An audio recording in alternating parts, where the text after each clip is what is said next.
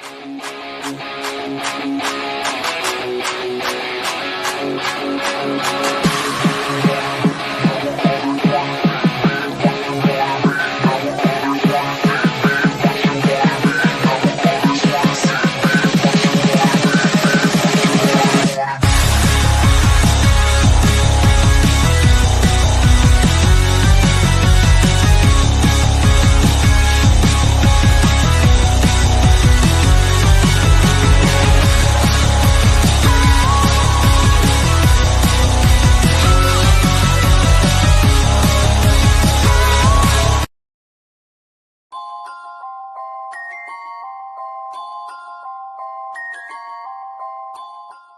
talk about playoffs. You kidding me?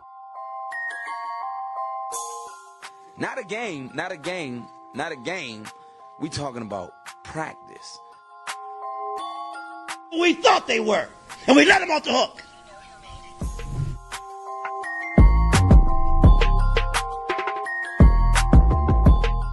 Besides, a different need, I'm coming. I'm flat out coming. It's my quarterback. And if you guys do that, man, it's unfair.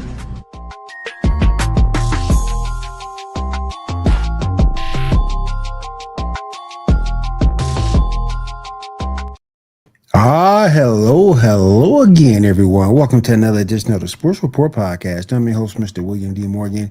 Right here on Wire to Wire Network. It is good to be here with you guys for another Monday night.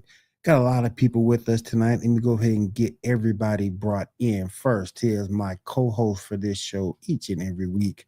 He's forgotten more baseball than I will ever know. Let me bring my man Seven in. Seven, what's going on? How you doing, brother? I'm doing all right, man. You know, we're going to be closing out the show with a funeral for the only set of headphones I have ever used while podcasting because these things are falling apart, and I'm hoping that they make it through the show.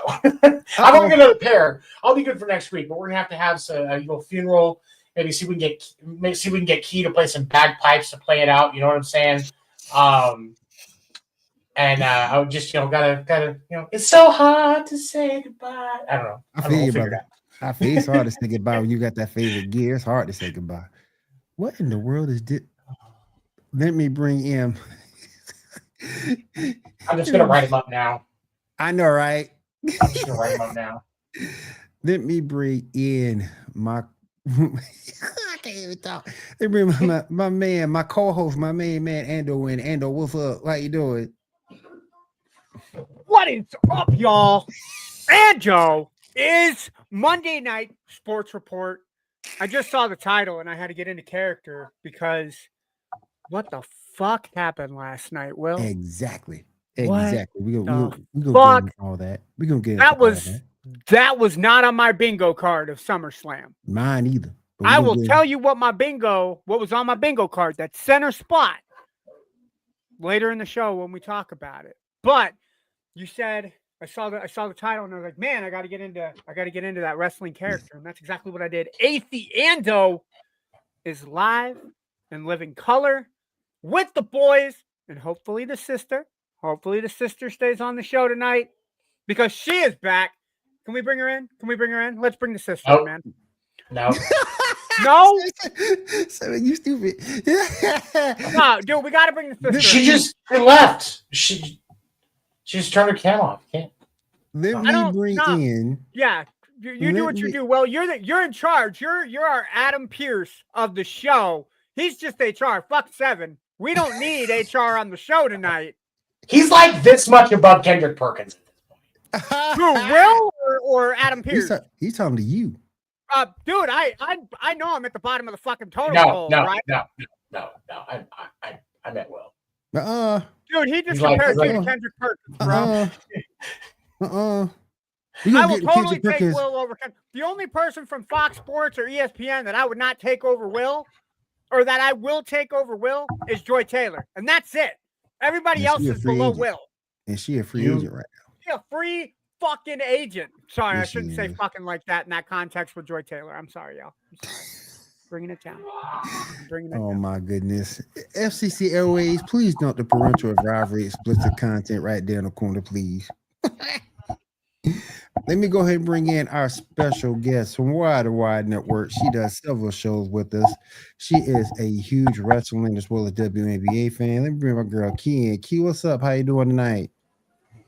Yo, what is going on? I don't got my ring light, so I'm sorry about the blueness of my screen here. No, she's just live at SmackDown, y'all. She's there already. She ready. She's ready for SmackDown, y'all. She ready for Friday Night SmackDown. That's what that is. Currently sitting here watching. Why are we getting Nikki Bella? Oh, I know why. She got big child support. That's why she got a job. Exactly. I'm watching Nikki and Becky right now. That's my turn. That's my turn to go off. You heard about what happened to Nikki, right? About her boob implant? That was crazy. Yeah, oh my God. Yeah. And can I say it now?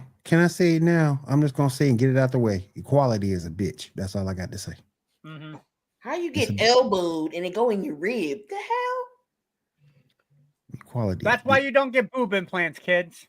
Just be all natural. Endo likes it all natural. Why are you talking about liking kids on natural, Ando? No, I like the boobs all natural. No, I'm like lying. kids' boobs all natural? You're not helping your case, bro. You're not. This is what happens when you get HR involved in shit. This is what happens when you get HR involved. How you doing, Damien? Welcome to the stream, my brother. What's How up, you doing Damien? tonight? How you doing today? We appreciate you being here, man. All right, let me go ahead and bring in the rest of the crew.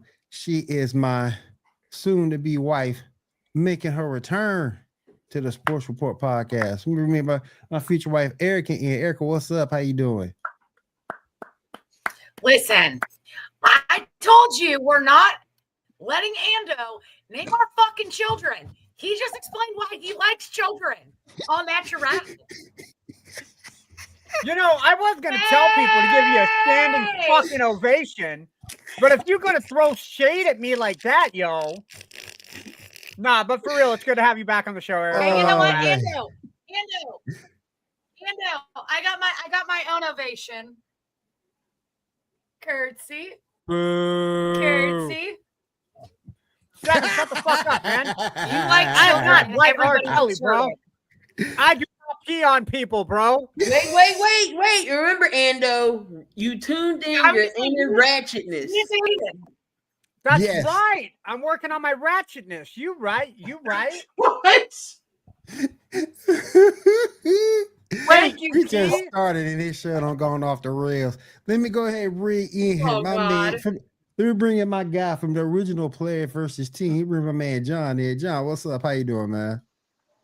I'm great, man. John looking like Now what it's the about hell? to get off This the fucking shit is rails. Come on, off the John, what you gonna goddamn say? rails. John, I ain't got John, shit say to it, say. John. Say it. John looking like I ain't got shit to say. John like what the fuck this happened?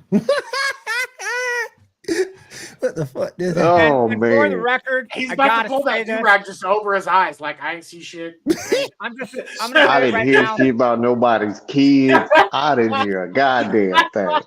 While we got the parental I advisory in don't, effect, I y'all, don't I even do have a speak pussy in English my no lap. goddamn more. You got a what? I got a pussy in my lap, just so y'all know. I got a pussy Wait, in my what? lap. Ando, Ando, bro, like Ando, God. you are definitely going to HR. Oh boy. Well, I just Oh, got a puppy. get I in my just got a office. puppy. Sign me up, bro. you would have been Sign me better up. off saying you had one in You your pocket are or something, man. HR. God damn. I know. Like he's I got to just go to got my a puppy. office. I don't He trust can't. you in your office, Seven. I know what Hey, goes on in your I have office, a Seven. serious question. What? I have a serious question. What's your serious question? Will, I have a very serious question for you. Go ahead. Didn't you miss me? I brought all the chaos back. Yes. Did she not watch the show last week? We had chaos aplenty. Oh, it was God. wild. It was Yeah. wild last week. I ain't gonna sit here in front. It was wild last week. We Okay, had a good time listen, last we've only gotten into this like not even 10 minutes. We could get it more crazy. I'm here now. Let's go. Come on. I'm gonna try to be the good one for once. Trapped in the closet. Ando trapped in the closet. Closet? Is it Ando trapped in the closet or is somebody trapped in Trapped Ando's in the closet? closet with a pussy in his lap. No, hey Damien, you have to get girls to be that guy. And Fuck you, Seven. All right, let's go ahead. Let's go. We done did all this, At 9 minutes and 58 seconds, we didn't even get into the first topic. Damn, y'all. All right, World all right. fucking record. World, yeah, yeah. World God damn, fucking boy, record. get it out. Shit. That's my point. I came back, and within 10 minutes, shit went off the rails. You know you missed me. That pussy got him talk. He can't talk no more. Give me that P-U-S-S-S-S-Y. Got your tongue? Oh my gosh. And All he right, get your tongue every time. I know we got Every some time. we got some wrestling fans in the building. I did want to get into this SummerSlam 2025. Key, Ando, myself. Did you see it, John? I TikTok told me enough. TikTok told me enough, man. Let me go I to didn't Key watch first. SummerSlam, but I got on there. Yeah. Let me go to Key first and get her thoughts. What were some of your thoughts on SummerSlam 2025, Key?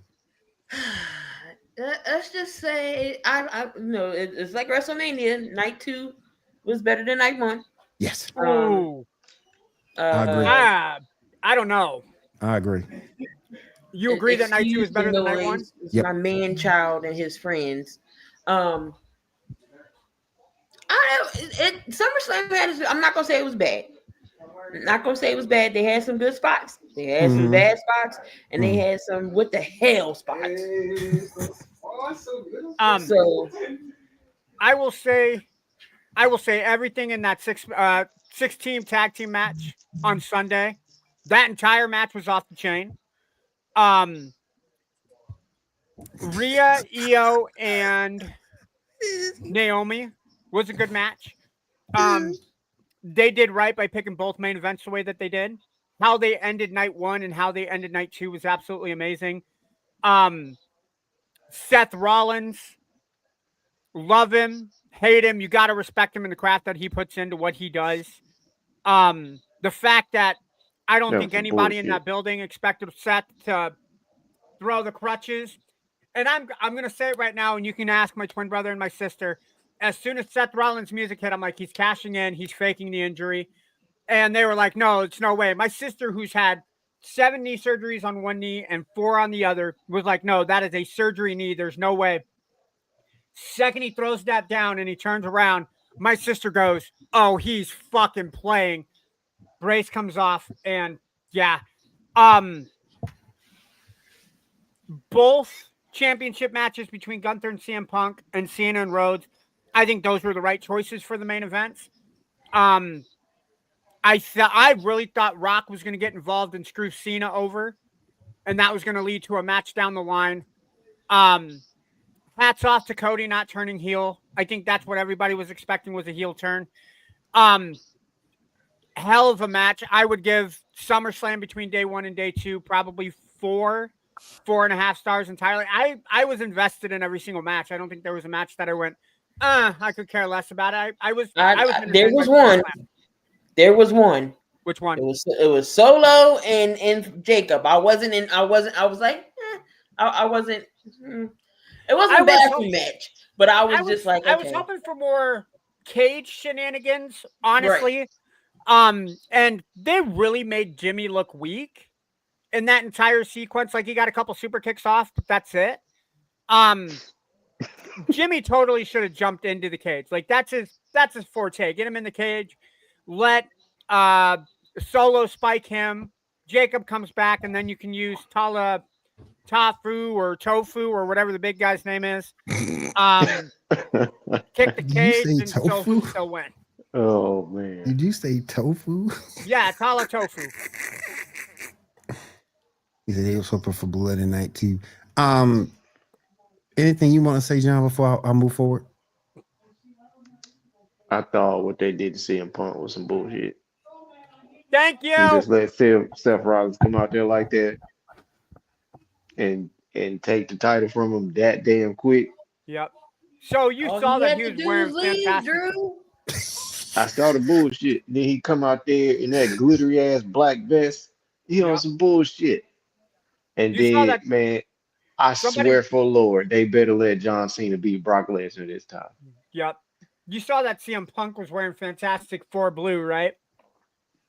I didn't see what he had on, but I Yeah, saw. so he was wearing. Excuse me, I'm fighting a bit of a cough, guys, so I apologize. It's that pussy in your mouth.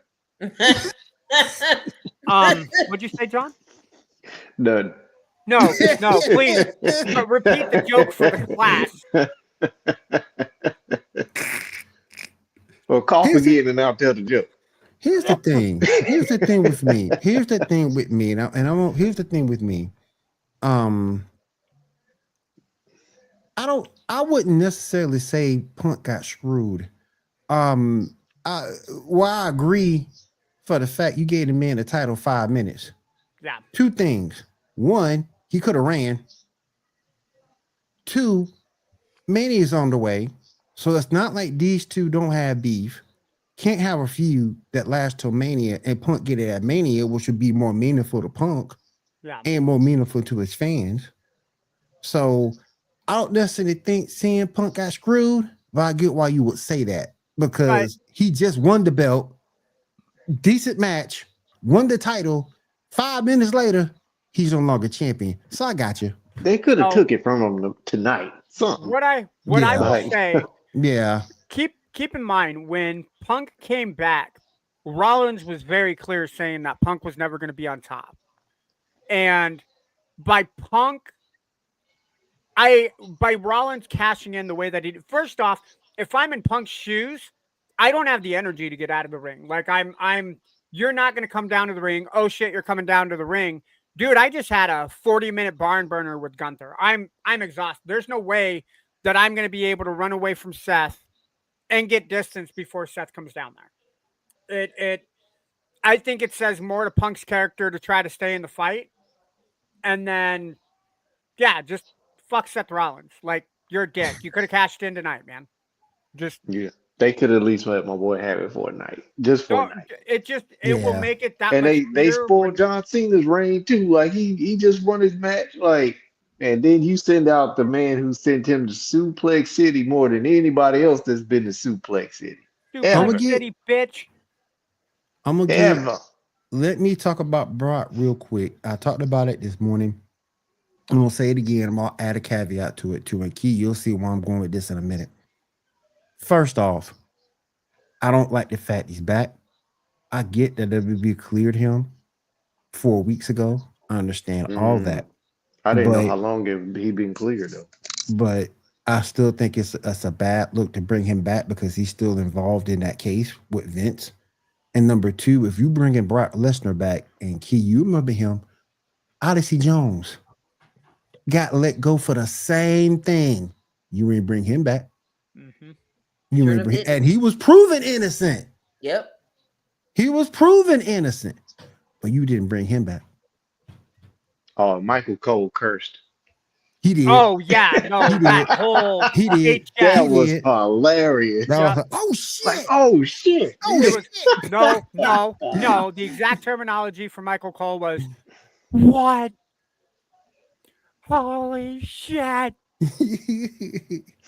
like his wife got him a threesome. That's how surprised Michael Cole was. Like, Mike. Yeah. But that's my But that's my thing with Brock. You brought him back. I get you bring him back at Cena's request. But shame on Cena, because you know what the situation was. You know what the situation is. You bring him back like that. Yeah. And particularly with the way your women division is shaping up right now, you got the best women's division out of everybody. So you're saying that the angle is going to be Cena and Lesnar down the road? Oh yeah. Hell yeah. Dude, Cena wanted. The crazy part is Cena wanted. Yeah, Brock. Cena wanted Brock. But that's his Achilles heel. Like it doesn't make sense. It is. Man. It does to me. You got somebody you ain't never damn near beaten, especially title matches, anything like any important main event. Cena has lost. The only blemish that I know that that Lesnar has against Cena was Extreme Rules 2012, which I remember that. Honestly, that should have been the SummerSlam match that they had at 2014. That should have been the squash match because that was the year that Cena was having the worst wrestling career of his life. And you beat Brock Lesnar and Brock Lesnar's return. No, that should have been the squash match. That's the only blemish. So unless they're working with Cena as, hey, I have to beat Lesnar to move on with your career is over. Like, you don't, unless that's how you plan to end the Cena run, is him beating Lesnar, you have nowhere to go with that. Like, after Cena gets done with that chapter, what's left? Like, Roman. I mean, I don't think he's beating Roman. And keep in mind, he's only got a month and a half left in this tour. He got 12 dates. Yeah, he's got 12 dates left. Yeah, so, 11 after Friday, because he's going to be in Montreal on Friday. If you quote unquote timing this out right, he got like a month and a half left. Yep. So it's not like Brock's going to be there past that point. I just think it's a bad look to bring him back. I don't see the storyline. Like, if you would have done it with Rock, had Rock been the one to come out, I can understand that because you have the history between The Rock and Cena. They've only had 2 official matches, a third kind of interaction at WrestleMania 40 when The Rock bottomed Cena during the Cody Roman match. And then you can kind of run I was the final boss. You sold your soul. You should have done it my way, but you wanted to go back and appease the fans. This is what happens. And then Survivor Series, have it be Cena's last match with Rock versus Cena, or heaven forbid they both want to play it, Cena's team versus Rock's team at War Games in Survivor Series. That makes more sense on a futuristic standpoint. But Cena versus Brock, the only outcome that makes sense with it being here's something we've never seen before is Cena beating Lesnar. But Cena doesn't need to beat Lesnar anymore because there's nothing to build on after he beats him. Damien, I know you lying. I know you lying. Bring back Del Rio. No, sir. No, sir. Damien, I would much rather bring back Ricardo Rodriguez than bring back Alberto Del Rio. He said he'd rather see Mark Henry versus Cena than Brock versus Cena. I don't want to see Brock at all. What you talking about? Yeah, I don't want to see Brock at all. But 2 moves of doom. Suplex City and the F5. Oh, and don't forget the illegal elbows that knock people open. Oh, yeah, and the poop stunner if he brings it back. Yep. If he brings it back. No telling. All right. And we'll go over Monday Night Raw tomorrow on Coffee Sports in the morning, 9 a.m. Eastern time. We'll go over everything happened on Monday Night Raw tonight. I was watching it and yeah. It's not that great, but okay. Nah, it ain't that great. But it's all good. All right, let's go ahead and get into the rest of sports. Let's go ahead and talk about this thing going on with Michael Parsons and the Dallas Cowboys. Michael Parsons says he wants a trade. He's demanding a trade from the Cowboys. 2-part question. First, is Jerry Jones a deterrent to the Cowboys? And where would you like to see Michael Parsons go? So Jerry Jones is the entire reason that the Dallas Cowboys doesn't have any success past their last Super Bowl win in 1995. And that team, the team that won that Super Bowl, that last team, Jimmy Johnson built. Yep. That wasn't Jerry Jones. That was Jimmy Johnson. Jimmy Johnson built that team. Straight up. There is not a single team that Jerry Jones has built that's been a true Super Bowl contender. Stephen Jones can draft well, but they cannot build a Super Bowl team well. Nope. The Dallas Cowboys will not be successful until Jerry Jones is no longer at the helm. And I like the conversations about Micah in Atlanta. I think that that's a very interesting prospect. They're definitely rebuilding quite a bit. I don't think that the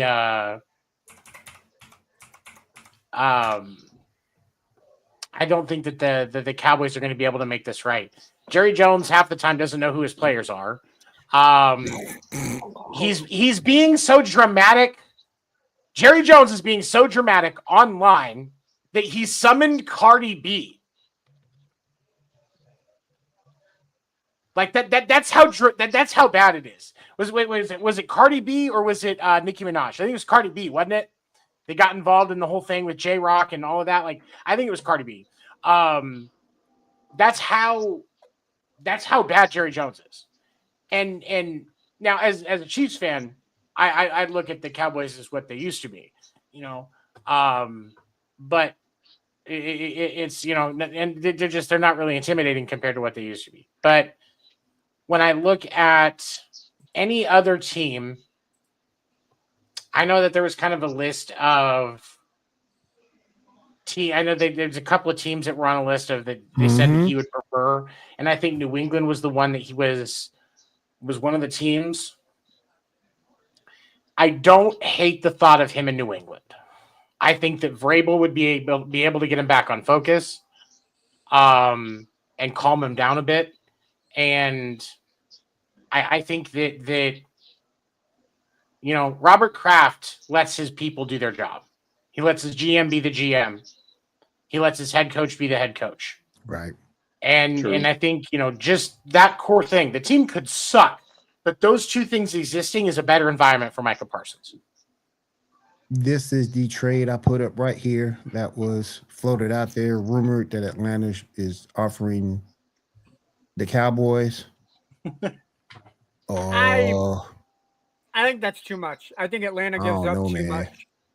Yeah, it's just for one person. You're going to have to, though. Think about it. Think about the way that Jerry is. He's going to to a point. He's going to overvalue. No, I'm not giving up Kyle Pitts. Hell no.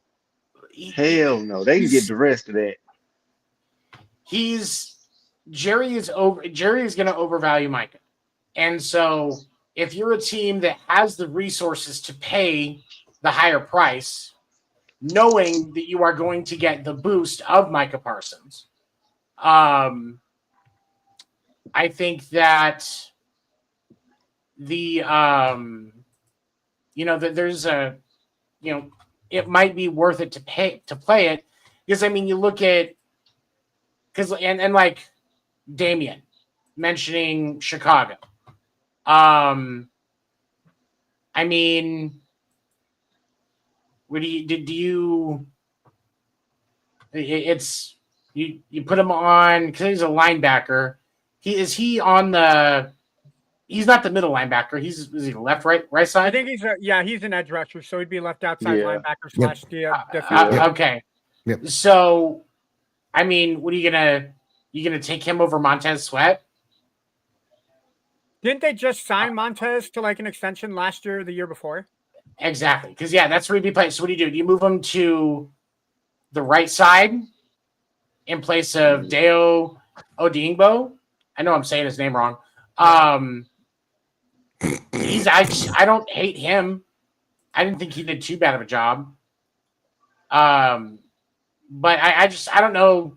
Chicago would probably have the resources. And again, the teams that have the resources for this to overpay, they're overpaying it because they know that they can get so much more out of him than Dallas has because they don't know how to run the organization. Yeah. So, you know, this is kind of if you have a little bit of rich in one area that you can use that to get what you need, even though it's overpaying, it's kind of worth the price still. Key, what you thinking?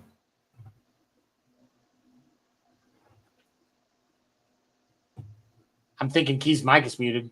Yeah, it was. It's muted again. My bad. I had a phone call. So what was the question? What do you think about is Jerry Jones a deterrent to the Cowboys? And if Michael Parsons were to be traded, what do you think? We talking about now Jerry still? Yep. The only way the Cowboys win the Super Bowl, God forgive me, and I don't wish this on nobody but Agent Orange. He has to go to the upper room. Damn.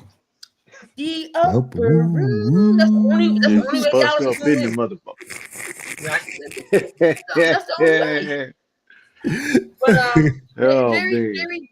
Jerry Jones. I don't know where Jerry's going. I just feel like he put his players underneath the bus. How you gonna put your players underneath the bus? How you gonna say, oh, well, every time I go to talk to the agent, Jay-Z's nowhere to be found. Jay-Z isn't the agent. Driving the bus.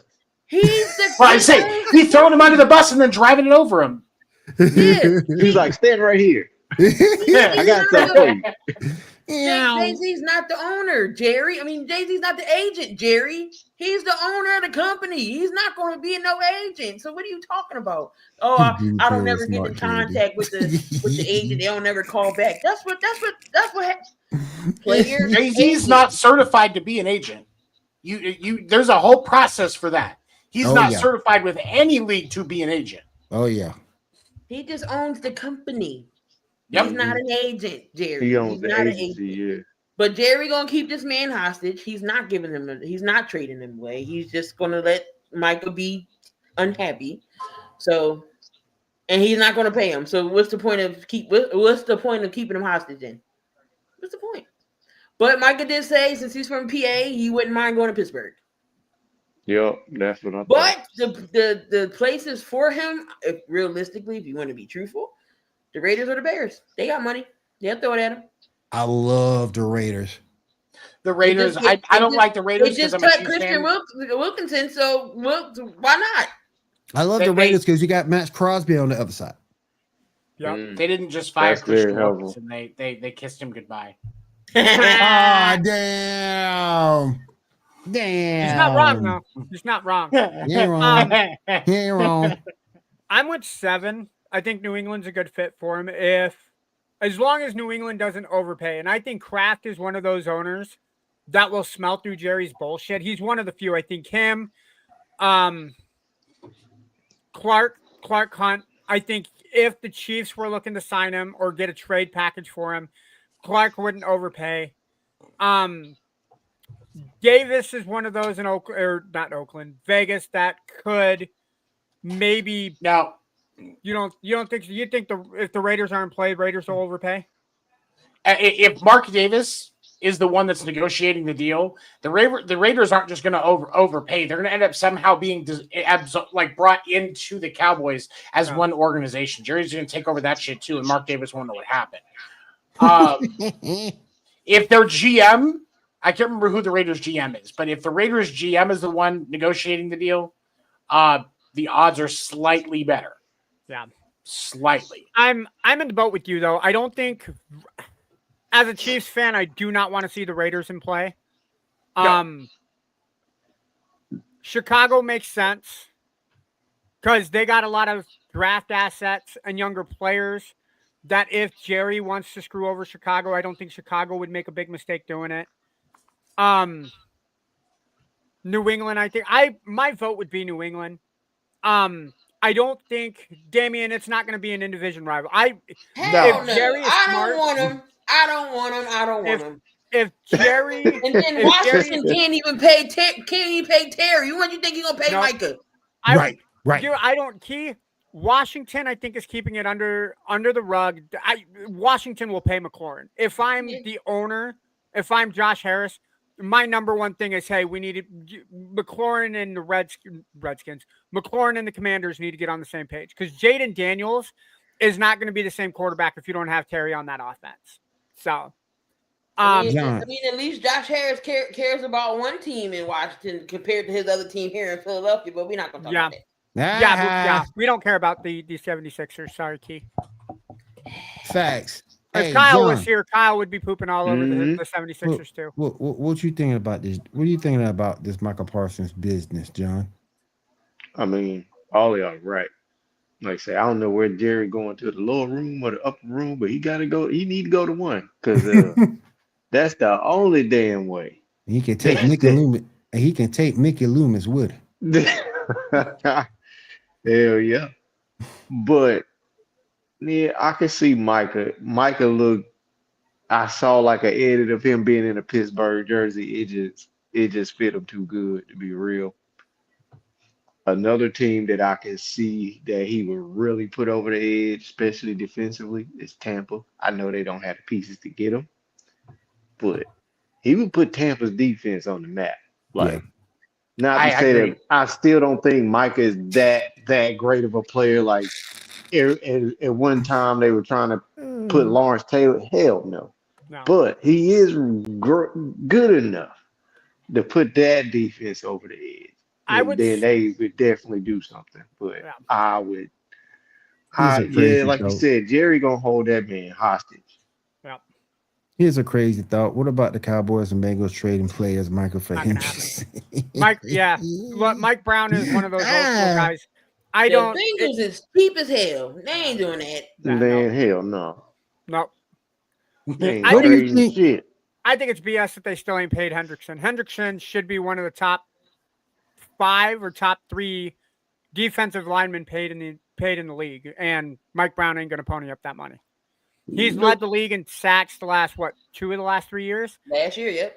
Yep. And he is the only reason that defense was even mentioned in any type of good spots because of what he progressed. Everything else sucks. Everything. If you take Hendrickson off of that defense, the Bengals are going to need to score 45 points a game to win, and that's not happening. Well, Man, they already had to do that. Joe Burrow gonna get sacked. They needed to score times. 41. Yeah, you're right. In one game. Yep. Shit. Yep. Now we Joe talk Burrow about. can't stay upright to throw 45 points. What? Nope. He Now, can't stay upright for 4.5 seconds. Nope. Now let me That's the way flip that offensive line is looking. Now let me flip the script a little bit. What do we think if? And I don't think it happens because without Terry McLaurin, Jaden Daniels suffers huge, and he's already looking at a regression. But yeah, if Terry McLaurin does get traded, what do you think he gets traded to?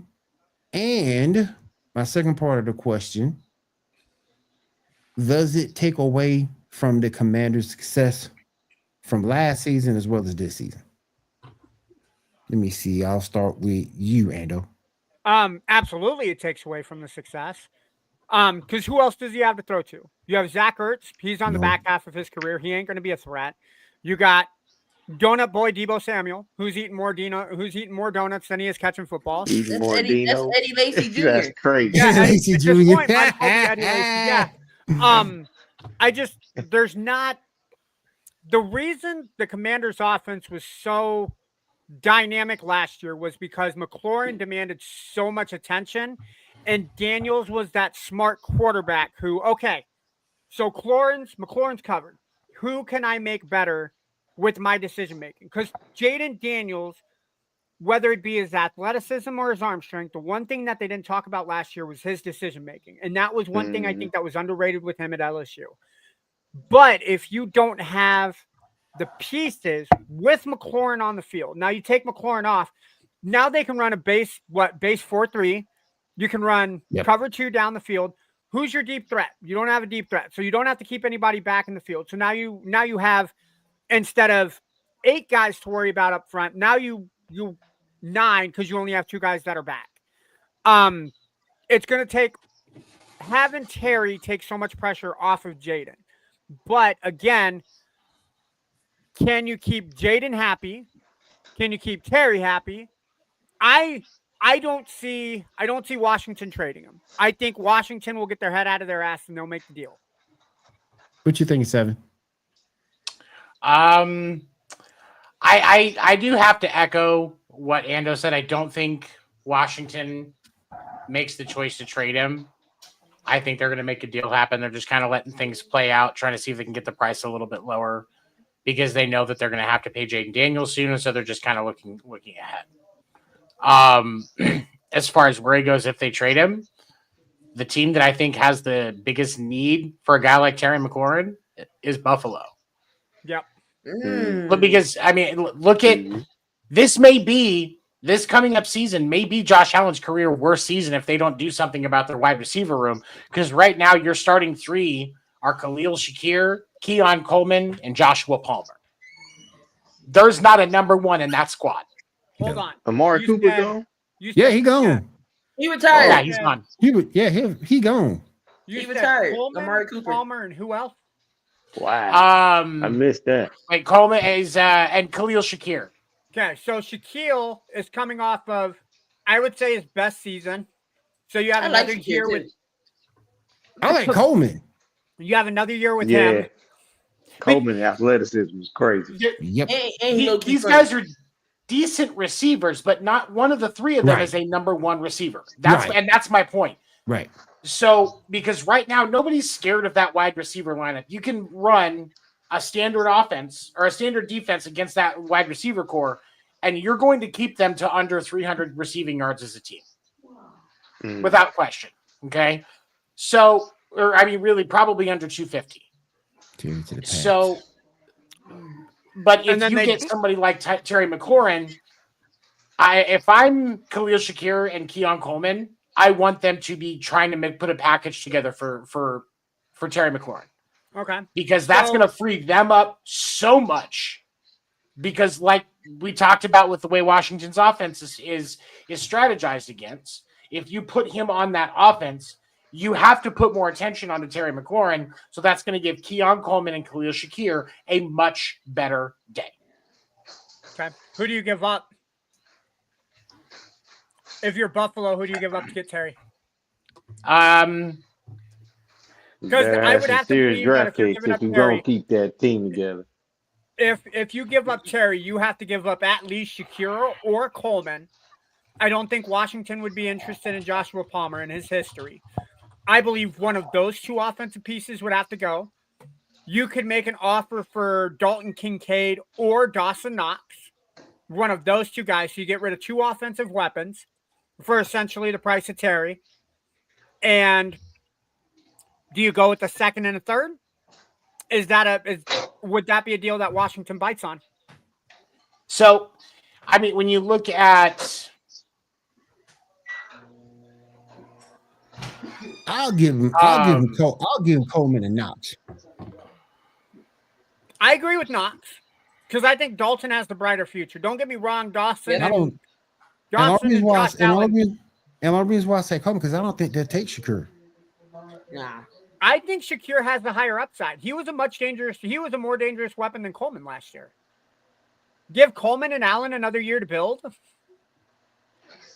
Well, I mean, last year, Khalil Shakir, 76 receptions, 821 yards. He only had 4 touchdowns. He did average 10.8 yards a catch. Okay. So you can get. I mean, there is something that Jaden Daniels can work with in that, Jalen Daniels can work with in that. However, I think when I'm looking at options, if I can get a guy like Terry McLaurin that I'm going to be able to put in and put into a long-term extension, because Josh Allen's the type of guy that leaves money on the table for a guy like Terry McLaurin to come in anyway. I can justify an earlier pick or a couple of earlier picks to keep pieces. So instead of, so let's say, for example, we go with, let's say we go like a couple of seconds and we look at where did it go? Where did that depth chart go? There it is. So let's say a couple of seconds, and then maybe you don't focus on a receiver. You focus, let them do something else. Maybe you look at like somebody that's going to have a little bit more of a impact on what they need to do. Maybe throw in. What was I looking at? Where was it? I had something I just saw. Maybe you look at Dalton Kincaid or something like that fills a different need, but you use more of the earlier picks so that you're not giving up any of your actual solid receiving core, because that gives you a solid, if you can keep all 3 of those receivers and keep get Terry, that's a solid list of weapons for Josh Allen, and I think puts it back into where we see in a season that we accept. Right now, that wide receiver core is not scary. But see, Damian, the thing about that, I can't see them because they love Brian Robinson Jr. And for the life of me, I don't know why. I don't know why either. I don't know why. They wouldn't be interested in him. They wouldn't be interested in him. That would crowd, because they also have Brian Robinson Jr. They also have another running back that Austin Eckler. Austin Eckler, yeah. Yeah, but he's more of a receiving threat than he is. He's more of a He receiving threat than he is okay, a running boy. threat. I So. can't stand the man. I can't stand the man. He make me sick. Hold Titans on. need a Let me number pull one up their receiver. depth chart because I know that they got another junior running back. No, Chris Rodriguez Jr., but he's on the injury list right now. Yeah, he's hurt, and he always hurt. Because it was between Robinson Jr. and Rodriguez Jr. Because there was like a 3 or 4 stretch game where one did really well and the other was and then the next game the other one went off and the other one was But if you put James Cook in that running back room, you now have Cook, Brian Robinson Jr., Austin Eckler, and Chris Rodriguez Jr. But Buffalo's not going to move him though, and that's the thing. Even though Cooks isn't signed as of yet, I think he will be signed at the end of the day. Yeah. Key, what's your thoughts? Because your other on running this? backs in Buffalo are Ray Davis and Ty Johnson, and they like Ray Davis. Yeah, but I think he's the future, but he's not he's not ready yet. He's not the now. Yeah, he's not ready. He's not ready for 30 catches a game. Yeah, Buffalo is that team that likes having the 2-headed running back by committee. They are. Yeah. So Cook will be your first and second down guy, and then Ray Davis is your change of pace back. Yeah. Key, what you think 100%. about this whole thing? What you think about this whole thing with Scary Terry? Key.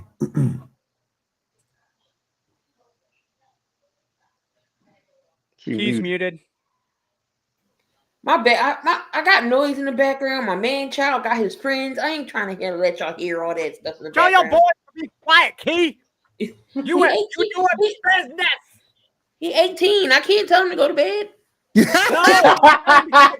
got business to do. I'm over there the ratchet. I'll be the ratchet guy. Tell him to keep it down. No, I'm down. Oh man. He 18, 6 feet. I'm not telling him to go to bed. I'm a 6-foot guy. I'll come over there. How about Terry Terry to Miami? No, that's not gonna happen. No. They've got enough problems. Tennessee wasn't bad.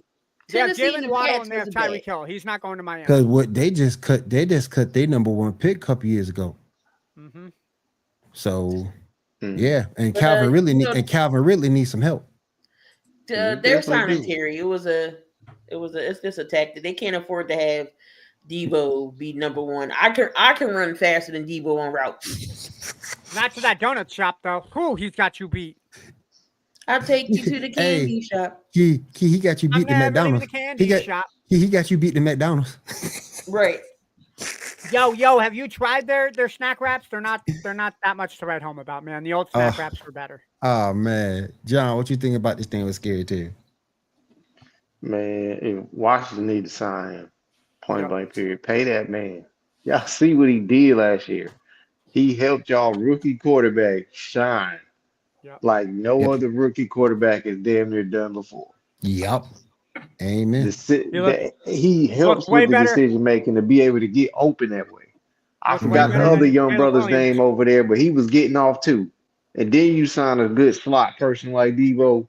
Man, if y'all don't sign that man. Him and Noah Brown played really good together. Yeah, Noah Brown. Yeah. It was Brown too, but it's another wide receiver over there that was pretty good there. But the only ones that they got currently got Michael Gallup. They got Michael Gallup from Dallas this offseason. KJ Osborne, I know, was a former Minnesota Vikings. Yep. Yeah, he was. Yeah. If there was another receiver last year, he ain't on the team. I think they must have let him go then. Yeah. Yeah. I like Noah Brown. There was another Brown. It was Duame Brown. Duame Brown was the other one that they had. That's too close. I don't think it was him. Because Duame Brown got traded to the Eagles. Kwame Brown used to play basketball. He used to play basketball. According to their roster last year, it was Zaccheaus. Ooh, that's who I think that was. I couldn't say or think of that man's name. Yeah, he was reaping them benefits of Terry just getting off like that. They was trying to double coverage Terry. Did he? Chicago, so he ain't catching no balls. He ain't catching no balls. I haven't eaten. Paul. Damien, I'm gonna send your ass to HR. I'm gonna start writing up people that are watching the show. Oh my goodness! Oh my goodness! Keep the show going. I got a stack of paperwork for you to sign, Ando. Dude, nah. You don't want me to sign it? Nope. We're gonna We keep ain't the show. signing it like that. We're gonna keep the show. But no, sorry, Will, go ahead. I know you were still talking, man. We're gonna keep the show going, everybody. We're gonna keep the show going, everybody. We gotta get into a little NBA before we get into MLB with 7. I gotta get into this travesty right here. Kendrick Perkins says Chris Paul isn't in his top 10 of point guards. What? Fact. Is this fair? Key, let me go to you. Is this fair or foul? He's like the Cowboys fans, delusional. So how do you not have Chris Paul in your top as point guards? He's called the point guard for a reason. His whole reason was because he hadn't won anything. Hold up, man. That don't mean nothing.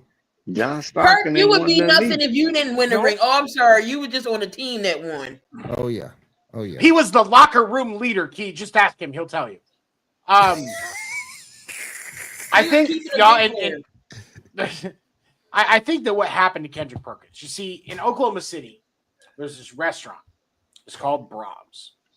And it's only like Oklahoma City, Wichita. You walk in, there's a little grocery store attached to a place like Freddy's or like Culver's.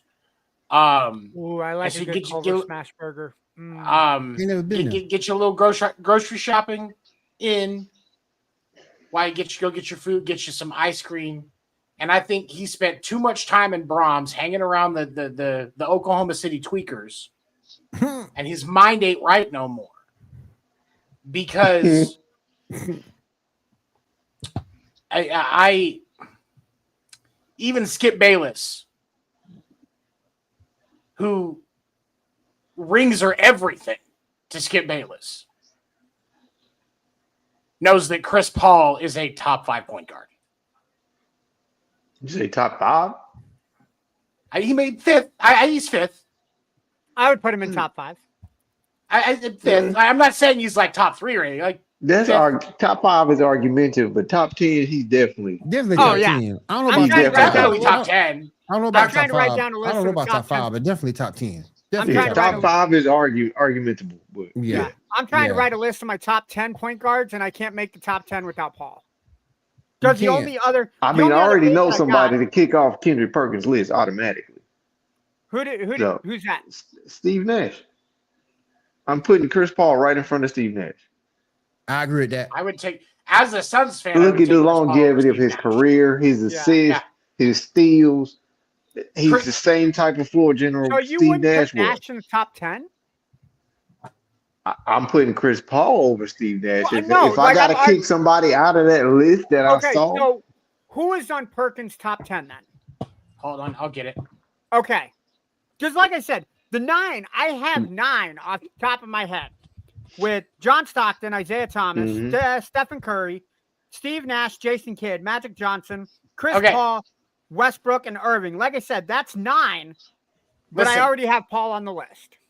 Listen, Magic Johnson, Oscar Robinson, Isaiah Thomas, Russell Westbrook, Jason Kidd, Steph Curry, John Stockton, Gary Payton, Steve Nash, and Bob Cousy. I'm kicking Cousy off the list. Dude, really put Bob Cousy on the list? Yeah, no, Cousy. Yeah, he really put Bob Cousy. Bob got them rings. Yeah, so does Robert Horry. Not because of Bob. Yeah, because of Bill Bob. Russell. Because of Bill Russell, you do.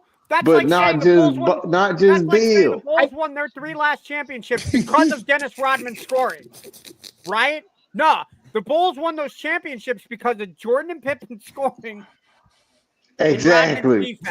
Bill Russell wasn't scoring; he was playing defense and blocking shots and rebounding. Those were his 3 jobs. I'm with Will. You take Cousy off the list and put Chris Paul. I'm taking Cousy off the list. I'm taking Steve off. You know what? If you want to argue, Gary Payton won a ring with Miami as a bench warmer. You can take Gary Payton off. Yeah, they were just ring chasing at that point. Yeah. And you can make the argument, what, Steve Nash doesn't have a ring? Yeah, but how many rings does Bob Cousy have? Yeah, we talking about rings that he didn't go nowhere to chase. That's a factor in my personal book. Right. I got you on that. But here's the thing. Bob was already on the team. I personally, my first instinct would be to pull Nash for Chris Paul. But the other thing I'll say is this. The reason why, even as a Suns fan, I can do that, because obviously Steve Nash was in Phoenix longer than Chris Paul was. Yeah, in two different stints. In two different stints. And two different stints, right? Yeah. But for me, as a floor general, Chris Paul, I like the way he sees the game better, and he's a better coach as a player than Steve Nash was as a head coach. But the argument I'll make with that is the way that the offenses, especially Mike D'Antoni's 7-second or less offense, that doesn't run the way it's supposed to if Nash is not on that offense. Nash ran that offense to a T. If you see the way that he played in Dallas, I think Cuban and was it Carlisle as the coach at the time, they ran a different offense where it ran through Nowitzki. So Nash was kind of that second fiddle. And I like Nash. Do not get me wrong. Absolutely. I don't think you take Nash off the list because Nash was that prototypical get the ball down the court, set me up, and I'll get something open for you. Right. I'm not taking Nash away from Paul, especially in the 20. When did Paul got drafted in 2004, right? 2004, yeah. 2005. It was the year after. He wasn't in the 03 draft. Yeah. So we'll say from 2005 to 2010, before Nash got traded to the Lakers, you can make an argument that the top 2 point guards in the NBA was Paul and Nash. I think you can arguably make that point. I think if you're in the argument, what years you talking? 2005 to 2009, or 5 to 9. Okay, 5 to 9. Yeah, because I don't think you had any other point guards because Jason Kidd was on his way out. No, he wasn't. 2005? No, because he was with the Nets and then got traded. You're right. Okay, you can make the argument that between Kidd, Nash, and Paul, those were the top 3 point guards. I think if you get argued in a 5-year stretch where you're one of the best players at your position and an offense is ran and you can make an argument for MVPs, granted, I don't think you should have won MVP. And Rondo was coming. Paul. True. Rondo was on his way. I will say, and I've always said this, about Steve Nash. I'll give him the first one. I ain't giving him that second. No. I wouldn't have gave him the first one. Did he earn it? Sure. It was argument. I think he earned the first one. Shaq but that second one, yeah, that second one, Shaq, Kobe, and LeBron. Kobe's. Yeah, that's Kobe's. There was a few other people that could have gotten that one. Yeah, I wouldn't have given her that. But that's what I'm saying. The year before, Shaq's stats were crazy. Right. LeBron should have been the youngest MVP because LeBron had a hell of a season the year that Nash won his first one. And what was that? 05? 06? Somewhere in there. Yeah, he won it in 06, and then he won MVP in 06. Yeah. 05, 06. Let me go to Key real quick. Key, we got to talk here. I need you to enlighten me on a couple of things here before we get off on the tangent of baseball. Lucas signed a 3-year, $165 million extension with the Lakers. Does this take the Lakers into championship status out the West? It doesn't, but good that Luka did get signed. We getting a skinnier version. Maybe he can play some defense now. But no, I like it for Luka. I mean, it's not going to put them in a championship contender because the West is so good. It's so dominant with teams. I can see maybe the Lakers, maybe they go to first round, but they're not getting past the second. Maybe playing. I didn't know Urine and Duncan and Shaq was guards, Damian. They the point guards. They the real point guards. I didn't know they were guards, but okay. Bird was a point guard, really? Bird. I think Damian's going off of his top 10 just in general. Oh, okay. Okay. Yeah, I think he got it. I would say yes to MJ, Magic, Bird, Curry. KD, I would put on the fence. You absolutely cannot put Patrick Ewing in the top 10. Nope. Duncan and Shaq would be up there. Yeah. Tim Duncan, I would say yes. Westbrook, you can put on the bubble. Steve Nash is not in the top 10. He put Ewing over Hakeem Olajuwon. Yeah. No, What is he smoking? A lot of stuff. Oh, he said he wasn't I need to listening. start getting my weed from him. Hold on. He said he wasn't listening. He said it's his bad. He wasn't listening. Oh, okay. He never listens, but okay. Oh, okay. What's up, brother? KC? How you doing, man?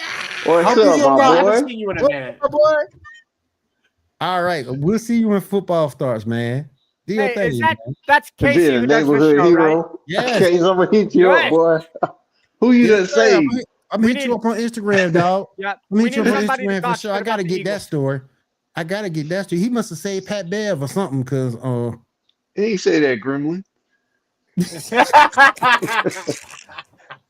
That motherfucker got caught by Gizmo. Gizmo hit his ass with a crayon and sent him to oblivion. That must have been a really powerful crayon, yo. If I'm you going hit to people key with crayons and they get knocked out. I'm going to key one more time because I gotta get a reaction to this. And I just saw it a little bit ago. I think it was Ken Loves Hoops on TikTok streamer brought something up that it looks like your boy still got knee injuries coming into his training camp this year. And what you gonna don't stress her out, man. What you gonna do about your boy Joel? At this point, Joel just needs to medically retire so we can get all that bread back. Okay, so we can just get all the money back, because next year that salary goes in. I think next year is like 60 something, and the year after that is like 64, and then the year after that is like 69. Why do we extend him? Nice. Why do we extend him? I think if Joel Embiid gave a single fuck about the success of the Philadelphia organization, the 76ers, he would have retired a while ago.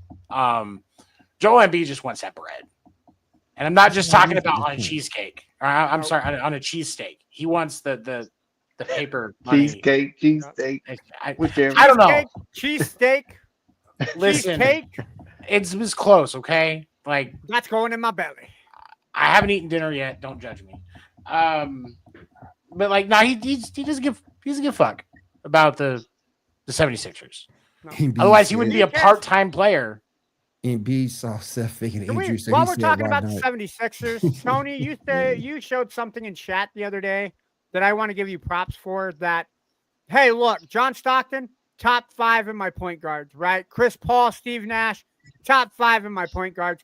But Ben Simmons is the best steals artist and stealing $114 million fucking dollars from the Philadelphia 76ers. And we had a nerve to get that shit back to him. What the? All about the process, Key. It's all about the process. He stole so much money. Let me not show up to work. I'm not gonna have no job. But this fool don't get to show up, and we giving him money back. Ben Simmons Kit Kat, because that kid's always on a break. That he stole so much money from the 76ers organization that George Clooney wants to play him in a movie. He should have been in jail for grand larceny. He might as well. Extortion, something. Mental health is a real problem, but holy shit, Ben Simmons. He's the only person to walk in the bank and rob it, and nobody say anything. He walked right in the vault. He didn't rob it. They just gave him the money. Y'all have a nice day. Anyway. They gave him the money. Ben Simmons is so vanilla that he walked into that bank and be like, "Yo, this is a stick up." It's like, "Nah, just take it, bro. We done. Get out of here." I'm sorry. What? Yeah, you Ben Simmons. You already stole enough. Get out of here, Joe. It's not bring your kids to work day. Get the fuck out of here, man. We're running a business. Like, I had high hopes for him too. I did, man. But goodness, that's diabolical. Yeah. Yeah. We also got De'Aaron Fox signing the extension with the Spurs. Yeah. I like that move. That's a solid move. Big time. I like that move too. Yeah. And Mikal Bridges signing a new extension, 4 years, $150 million with the Knicks. He earned it. He did. He did. Now let me ask y'all this about the Knicks. With Jordan Clarkson in the fold, what does this put the Knicks in the pecking order in the East? In the same pecking order they was in last year. I don't think it moves the needle enough, man. I still think they win. They win one more game. One more game. I give Not them one two more more. playoff game, one more game. They win that in the One more. preseason. They get one more. One more. One more. One more. All right. Now I gotta get. Here's my issue with that. Right? Did they ever decide on who their coach was? No, the Knicks still haven't announced who their coach They is. still don't got no coach. Not that I know. Dude, yeah, then it. Yeah, then it I don't thought matter. they. Hold on. I could have sworn they The picked last somebody. I heard is they had a second interview. Yeah, with Mike Brown. Oh, was it Mike? Yeah, Brown? Mike Brown. Mike Mike Brown. Brown. Yeah. Mike Yeah. Brown. Mike Yeah. Brown. You know Yeah. what? You know what? I will argue if Mike Brown can get Jordan Clarkson to play defensively, right? I think Jordan Brunson will play defensively. Cat's still a defensive liability. I mean, he can be down on the offensive side and then here, oh man, that New York pizza. Oh, I'm already down here at the other side of the court. Just throw me the ball. Like, fucking get on defense and play some defense, Cat. But if Mike Brown, because Mike Brown is a defensive-minded coach, but he's not that killer mentality that kills players like Thibodeau was. They could be a sleeper in the East. The Knicks could be. I like Brown a hell of a lot. Fresher. They're not going to be gassed. Right. True. I'm going to say it like this. If Brown coaches like he was coach of the year with the Cavs, this will be a Knicks team to watch in June. If he coaches this team like he coached the Lakers, they will be a play-in team. I want to see Mike Brown coach like coach of the year Cavs coach, and this team make it to the Eastern Conference Finals again. I'm not a Knicks fan. Will knows I'm a Bulls fan, but there's something about New York being in the Eastern Conference Finals that raises that level of basketball. It was exciting. It was exciting to watch Eastern Conference basketball this year with the Knicks. Now, Key, I'm coming back to you one more time. Switching over to the WABA, the Minnesota Lynx. My God. The Minnesota Lynx, who had the best record in the league at 24-5. They have traded for Dallas Wings guard DeJourne Carrington. My question is, Dejanay. That's my crush, by the way. My question is this. I like Paige myself. Paige Buchers, that's where it's at. My question is this. She's the defensive player of the year. Most improved player. Why was this trade even? How did this trade even happen? They must have needed something extra on their team. I like it because this takes Dejanay out of that. I mean, Dallas isn't the best, but they're winning games. Their coach sucks and incompetent. So now she goes back to a winning organization. And she may come in handy because Nafisa Collier is going to be out for 2 weeks with a sprained ankle. Yes, and that might be why that trade happened. Yes. So that could be why, but she still helps out the team tremendously. Yes. Even when she's not shooting, she still is good defensively. She was averaging 10 points a game and a career high 5.1 rebounds. So we'll see how that helps. But right now, the Lynx 24-5. Good Lord, they're killing it. Yo, hold on. Before we go any further, Key, how committed are you for Carrington being your crush? Because I don't usually say this, but I'll take you in the ring. We'll go like 5 minutes, and whoever wins gets Carrington. Yo, let's make it happen. She was on my screensaver at one point. He's going with that ass, Ando. He's going with that ass. Dude, I would just sit this one out, bro. Fuck. All right, fine. She already got dibs, cuz. You and I will jump in the ring and box to be that cameraman who got sat on by Sophie Cunningham. Let's go for that one. Deal. Let's go. Sophie, oh man. Fuck, she's gonna look at the winner and be like, "What happened? I'm gonna fight to have you stood in my face." Okay, fine. And one last thing, police told my ESPN. God, dude, are we really talking about this? Police told. I told you we were. Police told ESPN they arrested Delbert Culver on Saturday after he allegedly threw a sex toy onto the court. It's not allegedly. Tuesday. It's not allegedly. It happened. Camera caught it. Legally, I have to say allegedly because I ain't trying to get sued. I gotta say allegedly because I ain't trying to get sued for nothing. But after he allegedly threw a sex toy On to the court during last Tuesday's Golden State Valkyries versus Atlanta Dream game. Now, Keith, you're an avid WNBA fan. Why? I'm getting there. Oh my God. Why? This is ridiculous. How'd you get in a game with that? Right. How'd you get to the game with that? Why? Not unless he was packing, not unless he was wearing it. That's the only way you're gonna get in. No. That's the only way you're gonna get it in if you're wearing it. You can't put it in your bag. They check your bag. What are we doing? Right. Oh my God. Like, first off, why do you leave the house with a dildo in your bag or your pants? So, sir. Number one. Number two. Okay, Seven. Calm me down, Seven. Calm me down. Okay. So what was his name again, Will? What was his name?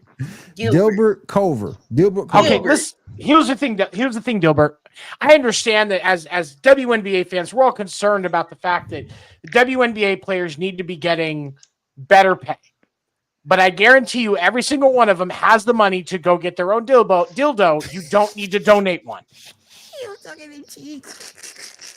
And it was green and dead. Oh, it was.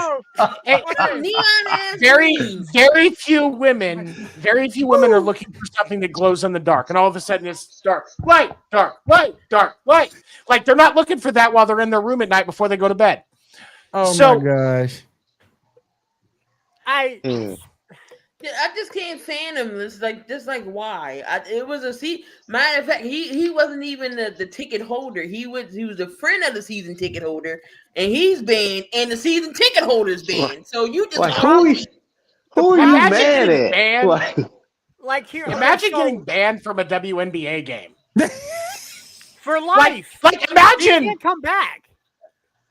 Like imagine that your life is at a point where you have gotten banned from a WNBA game. That's pretty low.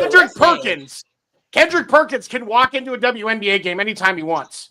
Don Imus can walk into a WNBA game anytime he wants, and you got banned. That's how bad it is, bro. He did. Wait, is Don Imus dead? I just thought about that. Did he die? I think he is. I'm gonna play. Show's over. Show is over. Show's over. Oh my gosh. I'm gonna play both sides of the coin on this. I'm gonna say this from a serious standpoint. Well, he probably can't walk in anytime he wants. I'm sorry. I couldn't. First off, and a very serious note, that is absolutely disrespectful, man. It is. Like, how angry are you? Regardless of the sport, people are getting paid to entertain the people that are paying their hard-earned money to go see that. It is absolutely fucking disrespectful. Can you imagine that going on to an NFL field or something? Or it did. And a wild card game between the Patriots and the Bills. The Bills are up 47-10. And 7 wouldn't I write myself up at least once a week, so it's okay. I just put this on the list. Not for throwing dildos on the field. You know better, 7. It'll be funny to see who picks it up. Hold on. Albert, this guy, if he was alive, would be allowed in a WNBA game, and you are not. Think about your choices for a second, sir. I think this was after he had a stroke, yeah. Particularly after what he said on the radio decades ago. Oh my gosh. I'm going to say it like this, man. Like this dude, 7 says it every fucking week that mental health is important. Dilbert, please go get the professional help that you need. I don't want to see your personal dildo collection at every single WNBA game, dude. Do something nice. Go take it to Karl Anthony Towns. He can always. Yes. He's zesty. He's zesty. Take it to Cat. Probably make Cat's day. He sees that on the court. He's gonna get excited and slip and fall. Oh my! Fuck you, Seven. That's what we're doing. Sorry. We're doing that now. I'm sorry. I'm gonna mute myself. The dude is 23 years old. Like, Oh my god! Like who named what? this person? What? His parents were too He's busy named like after a reading. cartoon, Dilbert. That's a cartoon character. Did y'all say Dilbert? Dilbert, Dilbert, with a G. Delbert, Dilbert, Dilbert. Yes. No wonder you That carrying motherfucker dildo. better be white. No That's all wonder. I'm gonna say. That is a white guy throwing. Ain't, a fucking ain't no dildo. black folks named Dilbert, so he gotta be. Ain't no black guy taking a damn dildo into a fucking arena like that. I'm sorry. I'm white. I'm offended that this white dude did that. Like, you're giving white people a bad name, bro. That's bad. That's bad when one white man offended another white man. No, that's called California at a coffee shop. That's not uncommon, bro. Wait, what was his last name, Will? Carver. Dilbert Carver. That's wait a minute. Hold on, we gotta see a like picture a of this slave guy. owner. I'm about to try to. I didn't look for a picture. I just found the story. Yeah. Nope, I'm gonna look to see if I can find a picture of this dude. Call him out. Dude better. All I'm gonna say is this dude better not be a brother, man. Call him That's all out. I'm gonna say. He ain't no brother. That's that's one of two things. We ain't never shoot up no post office. We ain't never done no dildos on the damn court. Yeah, of course they're not gonna show his ass. They're gonna protect him. Dilbert, boy. I thought it was caught. It was caught on camera. How is there not a picture of this guy? Damien, take that back, sir. Fucking take that back. I had no affiliation with that dude. What? So fucking ever. Casey, you stupid. Put that fucking comment on, Will. Casey, you stupid. Put a comment up. Hold on. Comment up. Oh, okay. He says No. It's a Oh, distant my cousin you God. never heard of. No, it ain't no distant. It's his third cousin twice removed on his mama's side. Twice removed on his mama's side. Removed from the family He's so distant. He's like 4 dildo throws away from being his cousin. That's how far away from being his cousin. Casey, man, I'm telling you, brother. I'm telling you, it's crazy. Dilbert It's crazy. Oh. Oh god. Oh, it's crazy, y'all. It's crazy. God. I broke Ando. Ando gone. Ando is pissed. I said he wasn't his cousin. I said he was 4 dildo throws away. That's like away from being the cousin. He called his brother in here. He called his brother in here. Tag you it. Rob, what's up, my brother? Can you hear me? You got you. What's up, my brother? So Brandon says apparently he got kicked off because there was a dildo that was thrown during a WNBA game. That's essentially what happened. Like, that's how we got it. It happened in Buffalo. I didn't see anybody throwing a stink about that, and the Bills sucked harder than anyone sucking that dildo. So what's the point? Damn, you sound like Maybe Ando. because it's a bunch of females this time. I don't know. So. Well, I mean, yeah, because obviously, there's different meanings. You throw a dildo at a bunch of things where, most people, the assumption is most of those girls on a WNBA team are lesbians, and some of them probably are. I don't give a fuck. But, so they're going to do that versus... you? Exactly. I like to eat pussy, too. I got something in common with them. I ain't got a problem with it. I got two adopted older sisters that are lesbians. I ain't got no problem with it. Man. I ain't got no problem with you. The problem when you do it at the Bills, but at the Bills, it's a hate crime because they're all gay. So I think there's a balance here. Like either way, you shouldn't do it, but it's hateful either way. The problem is the WNBA, their fans are all of the lesbians. Let's be honest. I don't think any of them could pay anyone to take that dildo. When in Buffalo, I don't think anybody gave a shit because everybody was all right, I'll pay $5. No, I got 10. No, 20, 30. So everybody was doing the wave of, let's go ahead and just see how high we can get this dildo thing going. I hear $200. I hear $200 in the back door. Back door by Jimmy. Jimmy, $200. Now I got $300, and we're doing a double-sided dildo with 2 men right here in the stands. Brandon, go get Ando. All right, I'll be back. Anyway. Man, you put him off? Oh, man. Oh, no, he didn't. That's Ando's long lost cousin. Jesus. Oh, damn. But yeah, man. I'm gonna go ahead and turn it over to 7 to get us caught up on some baseball. Then we'll get on out of here for the night. Keith, since you're here, let's start with this. Can you give me some insight? Something I can be happy over for once. Yeah, exactly. Can you give me some insight into what's going on with the phenom, the beast, the bomb hitter that is Kyle Schwarber? Kyle Schwarber was shitting all over Baltimore today with no TP, okay? With no toilet paper. All over him. Just a grand slam and a home run earlier. Kyle Schwarber, hey everybody, real quick, I just want to say, we didn't mean to interrupt you, Keith, bro. Because John had to tip out. Appreciate you coming on, John. Thank you. Go ahead, Keith. All I know is we better pay Kyle Schwarber. That's all I know. He might be in line to pay, he might be in line to break Ryan Howard's home run record. Well, I wish Boston would have signed Kyle Schwarber. I really do. I didn't like that he didn't get. Let me do this real quick. I'll be right back. Get retained. He's such a great hitter. He's so good in the locker room, and it was not surprising to me that he was able to make an impact in the All-Star game, winning with the first ever swing off. Like so much talent, and I think that he will definitely make an impact for the Phillies in the postseason.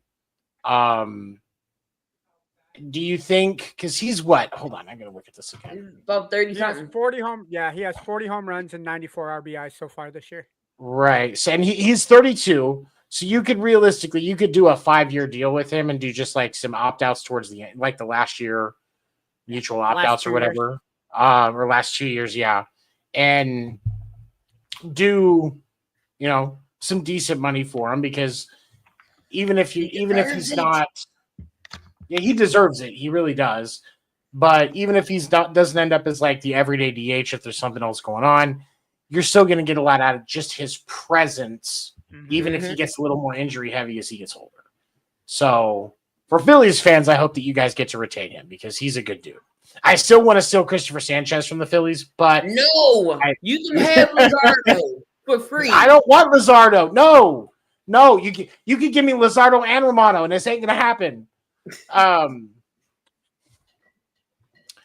then Ando will pivot over to your Mariners. I gotta hate on out myself. Hey, Keith, thank you for coming on. I appreciate you. Thank you. No problem. I'll see you tomorrow. Mm-hmm. All right, now. Have a good night. All right, everybody. Mariners did beat the Rangers yesterday. That's won 3 of 4. Yep. But did drop 2 of 3 against the A's before that. So, but obviously that series against the A's before you went to Texas, like that ace you didn't play with. You didn't have Eugenio Suarez. You didn't have the pieces you guys picked up at the deadline, which, by the way, the trade deadline was extremely interesting, especially for the Mariners getting Josh Naylor and Eugenio Suarez. I got to say, this is a different mentality for the Mariners, because I know the Mariners are typically, they sit at the deadline. They don't make a hell of a lot of moves. I've noticed that with the Mariners over the last 10 years, that they like their team kind of set pat, and the organization this year more farm race than going. Yeah, like they don't typically go outside during the season. Like they'll send people down to Tacoma and send them up from Tacoma. So I think that's really cool that they I don't know if it was fan interaction or listening to the fans for the first time in a really long time, but this organization at the top, I think, has their ear to the fans for the first time in what feels like forever. And they're listening. They know. I think it's about time the Mariners are kind of like, all right, dude, we're done being the laughing stock. Only, 2 playoff appearances in the last 5 years. So my question for you, we have, obviously the last time Eugenio Suarez was in Seattle, it didn't go very well. Nope. But now we have obviously we have Eugenio Suarez playing at an absolutely unreal clip. He should have been in the home run derby. Without leaving and going on the journey that he did that brought him back to Seattle, does Eugenio become the player he is now, or do you think Seattle could have gotten this out of him eventually if they stuck with it? No, I think sometimes a change of scenery is important. And you see that with players who have all this potential, and for one reason or another, it's, hey, it didn't work out, we're going to move on from you, right? I think I'm trying to think of a good. I can't think of a player. Like, I know there's a couple players from the NFL who, hey, we think their career's over, we're moving on, and then they resurge it, and it's really works out. NBA, you feel the same way. I know that there are players. Again, I can't think of any off the top of my head. I think Suarez needed to change his scenery to shake off, not necessarily rust, but just you get that negative energy from how people talk about you and how organizations kind of feel the way that you are. And I think the change of scenery to Arizona, and then Arizona making that World Series push that they did a couple of years ago, I think that was really important. And then I don't know why, but Arizona was really selling at the deadline. And I think, again, with Seattle kind of keeping their ears to the fans, hey, we need this position field, or Dan Wilson, again, he is a player's manager, and I really like Dan Wilson as the manager of the Mariners. It's kind of a, hey, can we maybe make a trade or make a change for this position? First and third base, I think, were two really key pieces that they needed. They got Naylor, then they got Suarez, and if I remember right, Suarez is on third base. So... Well, I don't mean to interrupt you, but you said you couldn't think of nobody in the NBA who was in a similar situation as far as changing scenery helped them and made them better. Lloyd Marketing. Yeah, you could say Grant Hill when he went to the Magic helped out with the foundation that he had too. But yeah, no, I'm impressed that the Mariners made the moves that they had. Now it's just a matter of, hey, we need to win series that we got, right? You lose the 3-game series to the A's, you lose the 3-game series to the Angels, or you tie the 4-game series with the Angels. You lose the 3-game series against the Brewers. Don't feel bad about that though. No, and I don't. Again, the Brewers are the best team in baseball right now. So absolutely. So yeah, no, it's just a matter of riding the ship. Look, you lost to Texas 6-4. You come back with the 5-4 win. I think, look, the Mariners are in the right direction, right? And between you, me, Erica, and everybody here but Dan, I think we all like the Yankees that are sliding. I think we all like that the Yankees are. That's what we're going to talk about next. That's what we're going to talk about next. Yeah. Look, as long as the Mariners stay in the fight for the wild card, I want to see them win the West. They just had a series, 4 series ago, where they beat the Astros 2-1. The Astros are 3-7 in their last 10. The Mariners are 5-5. So if they can keep up that pace and hope the Astros let up down the line, we're in August and we're still talking about the Seattle Mariners being in playoff contention. I'm not going to lie. This is kind of new. I'm enjoying it. It's a good thing. Because the Mariners are making a splash this year. I can tell you that if the Astros break down like the Yankees did after getting their asses kicked by Boston, you may have a shot at that division. But day to day, the Astros are just playing at an unreal clip right now. And so I think it may be hard, but I think you're definitely going to have a solid shot at that wild card. And if the Yankees continue to crumble, which like I said, we're going to talk about that next. No, Damien, you sit your ass right down, buddy. It's time to come to carpet. We bombing like the Yankees are not bombing. It's for me. I think that the Mariners are definitely still going to be a team that makes some noise, especially if you end up drawing, like you get the wild card, you draw Detroit. That's how you get past the first round, because Detroit is not the same team they were the first half of the season. They're going to end up getting in just because they're so far ahead of the rest of their division now, because the AL Central is just such a shit show this year. that whoever gets them in the first round in the wild card round is going to the divisional round. So at this point right now, you think it's going to be because the Mariners? I mean, if the Mariners turn it around just right, they still have a shot to skip that first round. So it's possible. I don't think. No, I think Toronto's going to get that. Correct me if I'm wrong, but isn't it 1 and 2? Nope. So is it? It's just one. Yep. Okay. Yeah, it's just one. So I think as of right now, I think that's Toronto. Because I thought it was the first team, like your leader 1 and leader 2, they get the first round bye.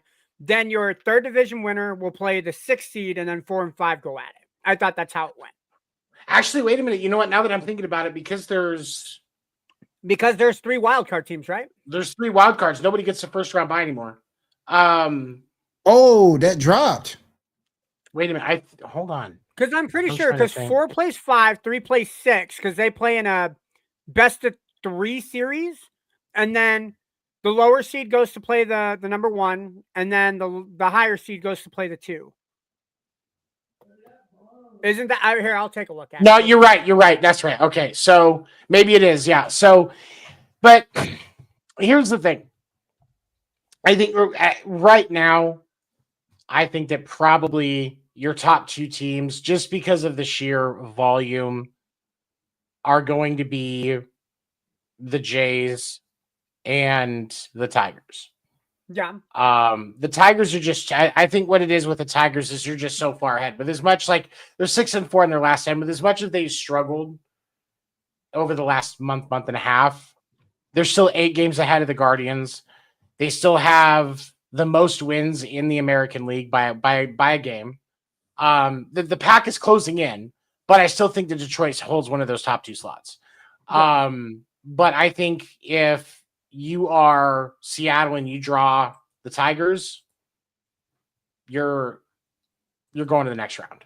Yeah, because I just looked it up that the format explains. So your top 2 division winners will get a bye in both the AL and the NL. Your so I was right. Third division winner, you were right. Yeah, your third division winner plays your third wild card team, and then your other 2 wild card teams play each other. I got it confused with the NFL format. Baseball is such a long season, I can't remember. No, but like there's a lot of potential there. But let's talk about the Yankees, because the Yankees are 4-6 in their last 10. When we look at their actual last 5 series, they got swept by the Marlins. They did win 3 of 4 against the Jays. First time ever, baby. 2 of 3. They lost 2 of 3 against the Phillies. Lost 2 of 3 against the Jays. Got 2 of 3 against the Braves, and lost 2 of 3 against the Cubs. So that's playoff teams they're losing multiple games to. Non-playoff teams they're beating, with the exception of the Marlins, who they got swept by. And respect to the Marlins for playing Sweet Caroline at the tail end of yesterday's game with 3 outs left before they completed the sweep. That was just top fucking shelf. That is, and I'm not just saying that because I'm a Red Sox fan. That's just elite level trolling. That is absolutely. I will say this: that is the first time in Miami Marlins history that they have swept the Yankees. And Yankees fans, you do have relief coming. Judge is supposed to be back tomorrow. He was flying into Texas tonight. They're going to take a last look at him, make sure he's good. He's only DHing for now. They have no timetable for when he's going to return to the outfield. They did say they don't see any extensive damage in his the strained ligament that he had that sidelined him. Got some injections and stuff like that to try and help, strengthen that up. And you may see him back in the outfield this year. There's less likely that he needs Tommy Johns right now, but I would not be surprised if they're just trying to get through the postseason and keep him at the plate. And at the end of the year, it's going to be that he has to get TJ. I don't want it to happen. I think, it's good for the game when Judge is around, love him or hate him. Yeah. But I think it's coming, personally. Boston is on a tear. And for those that were thinking that with the small amount of stuff that Boston did at the deadline, getting Steven Matz and Dustin May from Steven Matz from the Cardinals and Dustin May from the Dodgers, which was kind of a huge trade, because nobody saw it coming. That was the kind of, wait, that guy got traded? of this deadline was Dustin May going from the Dodgers to Boston, and I think he's making his first appearance for Boston tomorrow. No, he's making Wednesday because he's pitching against Kansas City on Wednesday. That will be his first appearance as a Red Sox pitcher. Shout out to the Red Sox beating the Royals today, 8-5. By the way, yeah, it was a good game. 5-run first inning. Guys really almost gave that up though because they gave up 4 runs in the 8th. So well, yeah, but that was Alcala. He's so unreliable. Like, and this is the thing that worries me about the Red Sox is Alcala and Hicks. They have such great stuff sometimes, but they are so unreliable, and it's frustrating. But they were able to get it done. It was a solid game. Lots of offense. I think here's what I think is going to happen with Boston. This is a prediction, and I'll close out baseball with this. We're coming up on roster expansion in September. Really? Christian Campbell will be, yeah. I mean, we're already first full week of August. Yep, we're only 3 weeks away. Unless something happens where he gets called up sooner, Christian Campbell gets called up with the roster expansion in September. He will then be platooning first base with. He will then be platooning first base with Abraham Toro. Bat wise, he's found his swing again. And so there's some hope there. He also has looked really good at first base in the minors. So we're going to see Christian Campbell platooning first base with Abraham Toro. And then they'll move on like that.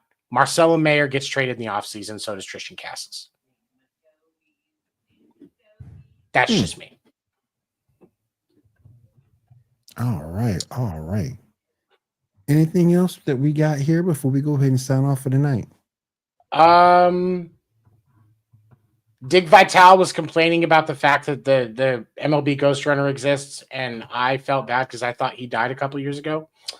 I did not. Yeah, I didn't know that he was still alive. There was something else that I saw.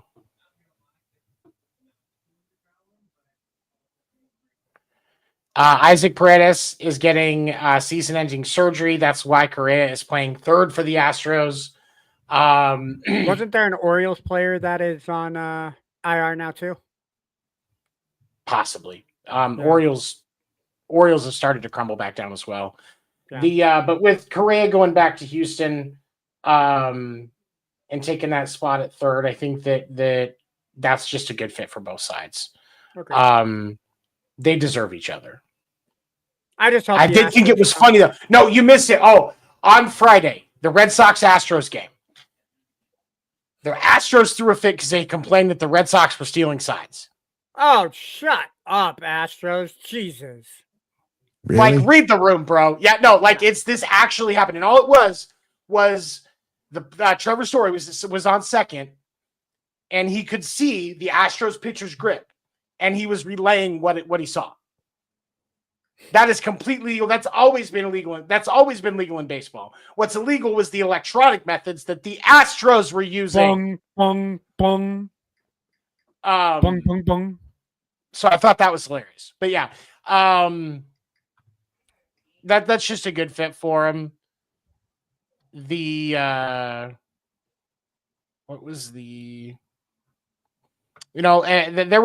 was some decent trades. I think a lot of stuff made sense.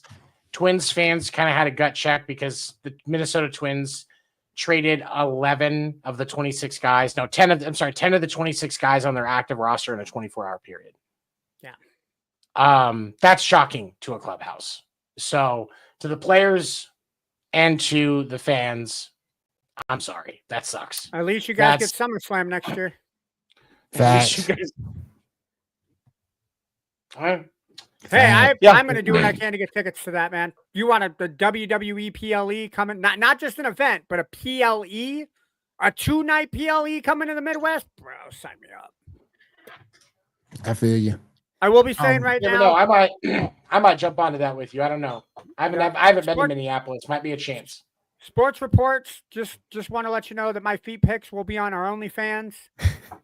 You guys will be financing my entire trip. Thank you very much. The more money you give him, the faster he'll take him down. That's how this works. Oh no, they're gonna say, "Bro, if it's making me money, I'm keeping them up, bro."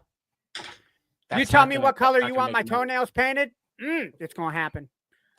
And nope. Sorry, my ass is planted in this seat. You can only remove one Anderson a day. That's it. The first time I got up on my own, you kicked my brother out. I'm staying, bro. That's my. I get one. No, I get one per brother. I get one per brother. No, that's not in the contract. No, that's just because you guys are twins doesn't mean you get to share. Nope, that's not how this works. We're going to talk about this. You know what? Go to my office, sir. I'll meet you in my office. You meet me in your office, and we'll have a powwow, sir. I don't think it's going to work like we wanted to. I don't think so. All right, y'all. You're not invited. I'm not invited, okay. This is a brotherless party. You're not invited. You know what? You just did me a favor. Nope. Not going to a brotherless party. Nope.